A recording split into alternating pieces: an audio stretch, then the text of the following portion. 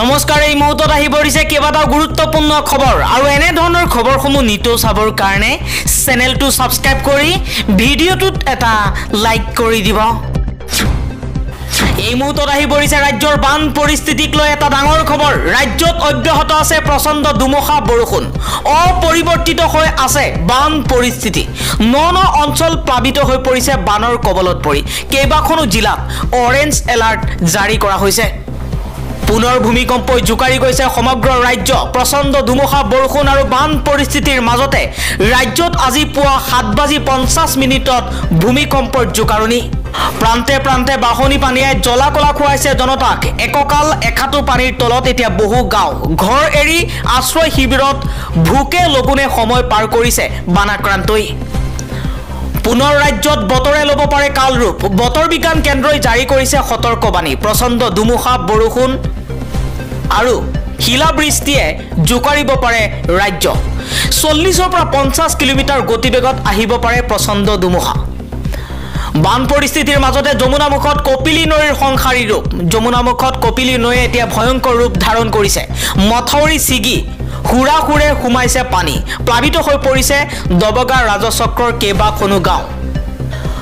নৈপৰীয়া ৰাইজলৈ এবাৰ প্ৰশাসনৰ সতৰ্কবাণী। নদীত মাছ মৰা আৰু সৰু সৰু ল'ৰা ছোৱালী নদীত গা ধুবলৈ যোৱাত নিষেধাজ্ঞা আৰোপ কৰা হৈছে।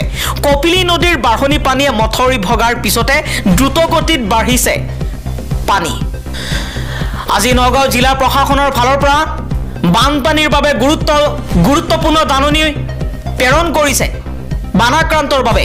বৰ্তমানৰ বান পৰিস্থিতি আৰু ছাত্ৰ ছাত্ৰীসকলৰ সুৰক্ষাক প্ৰাধান্য দি জিলা আয়ুক্ত তথা জিলা দুৰ্যোগ ব্যৱস্থাপনা প্ৰাধিকৰণৰ অধ্যক্ষ নৰেন্দ্ৰ কুমাৰ শাহে কামপুৰ আৰু ৰহা ৰাজচক্ৰৰ অন্তৰ্গত অংগনবাড়ী কেন্দ্ৰসমূহ বন্ধ ৰখাৰ নিৰ্দেশনা জাৰি কৰিছে। আন এটা খবৰ, ষ্ট্ৰং ৰুমত কিমান সুৰক্ষিত আপোনাৰ ভোট। প্ৰাৰ্থীসকলৰ ভাগ্য বন্দী হৈ আছে ষ্ট্ৰং ৰুমসমূহত। ষ্ট্ৰং ৰুমৰ বাহিৰৰ কটকটীয়া নিৰাপত্তা বেষ্টনী। নিৰ্বাচনী বিষয়া কৰ্মচাৰী আৰক্ষী প্ৰশাসনৰ লগতে ৰাজনৈতিক দলৰ এজেণ্টসমূহেও দিনে নিশাই পহৰা দিছে EVM ৰখা ষ্ট্ৰং ৰুমসমূহত। তাৰ পাছতো কংগ্ৰেছৰ শংকা, এতিয়াও সুৰক্ষিত নহয় ষ্ট্ৰং ৰুমসমূহ। পৰৱৰ্তী খবৰ, এক ভয়ংকৰ ঘটনা সংঘটিত হৈছে। ৰাতিৰ আহাৰ পৰিৱেশন নকৰাৰ বাবে পত্নীৰ শিৰচ্ছেদ কৰিলে এগৰাকী পাখণ্ড স্বামীয়ে। এইবাৰ এই ঘটনা সংঘটিত হৈছে কৰ্ণাটকত সংঘটিত হৈছে এই ঘটনাটো।